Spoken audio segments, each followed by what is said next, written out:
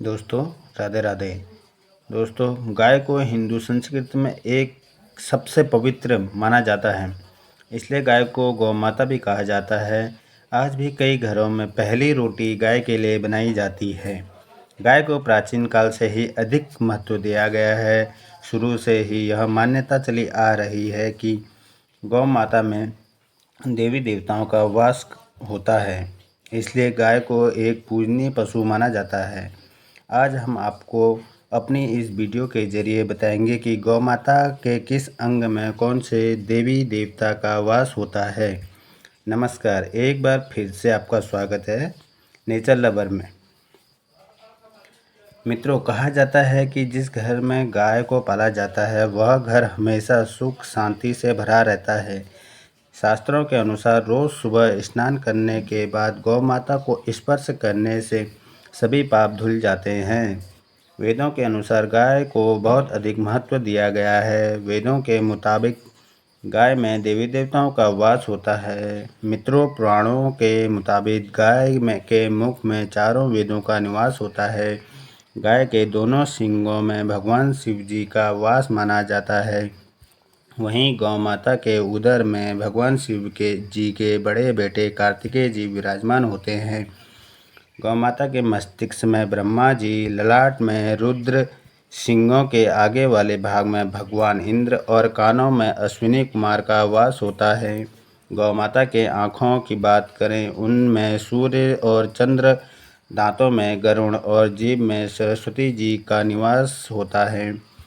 गाय के अपान में सारे तीर्थ और मूत्र स्थान में गंगा जी और दक्षिण पैर के में वरुण और कुबेर, वाम पैर में महाबली, दक्ष रोम, कुबेर, कुंभों में ऋषिगण और पृष्ठ भाग में यमराज, खुरों के पिछले भाग में अप्सराएं और मुख के भीतर गंधर्व, नासिका के अग्रभाग में सर्प का वास होता है। जो व्यक्ति गौ माता की सेवा और पूजा करता है उस पर आने वाली सारी विपदाओं को माता हर लेती है।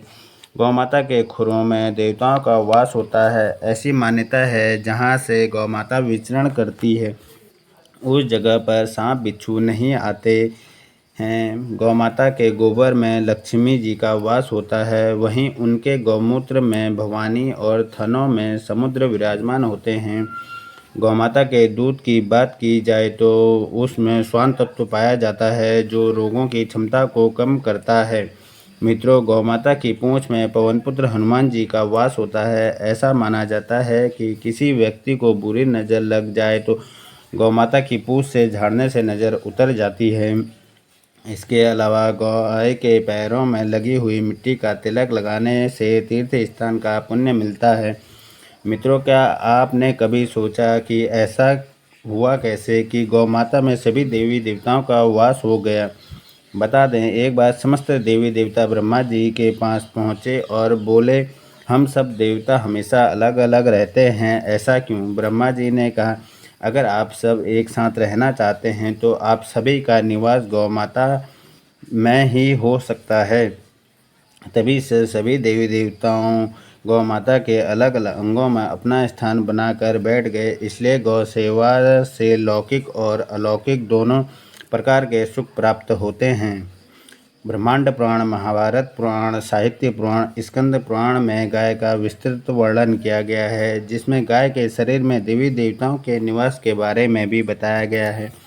मान्यता है कि गायों का समूह जहाँ बैठकर आराम से सांस लेता है उस स्थान की न केवल शोभा बढ़ती है बल्कि कहा वहाँ का सारा पाप नष्ट हो जाता है। तीर्थों में स्नान दान करने से, ब्राह्मणों को भोजन कराने से, व्रत उपवास व जप ताप हवन यज्ञ करने से जो पुण्य मिलता है वही पुण्य गाय को चारा व हरी घास खिलाने से मिल जाता है। मित्रों, ऐसा माना जाता है कि किसी व्यक्ति की अगर भाग्य की रेखा सोई हुई हो तो वह अपने हाथ में गुड़ रखकर गौ माता से चटाए तो उसके हाथ पर गौ माता की जीभ लगने से व्यक्ति की सुई हुई भाग्य रेखा जग जाती है। वहीं कहा जाता है, काली गाय की पूजा करने से नवग्रह शांत रहते हैं। जो ध्यानपूर्वक धर्म के साथ गौ पूजा करता है उसको शत्रु दोषों से छुटकारा मिल जाता है। कोई भी शुभ कार्य अटका हुआ हो और बार बार प्रयत्न करने पर भी सफलता नहीं मिल रही हो, गौ माता के कान में उस काम के बारे में कहिए, रुका हुआ काम बन जाएगा।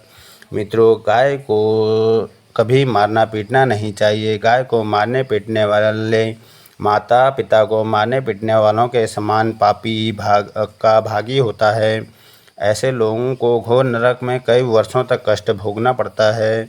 अगला जन्म पशु योनि में मिलता है। पुराणों में बताया गया है कि जो लोग पानी पी रही गाय को भगाते हैं, वे लोग घोर पापी के भागी बनकर नरक भोगते हैं, जबकि जो लोग गाय के लिए प्याऊ और चारागाह बनाते हैं, वो लोग महाभाग्यवान होते हैं। ऐसे लोग घोर पाप से बचकर स्वर्ग पा जाते हैं और बड़े ही धनवान कुल में जन्म लेकर सुख भोगते हैं।